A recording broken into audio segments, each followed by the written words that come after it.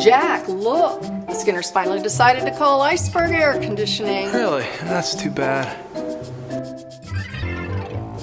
I mean, it's about time. I'm just glad they took our advice and finally decided to call Iceberg.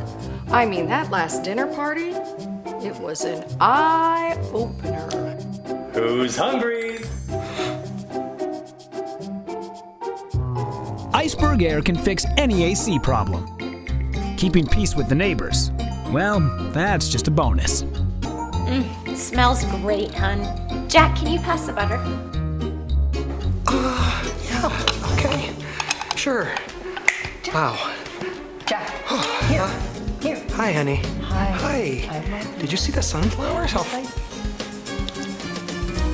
Yeah. It was bad.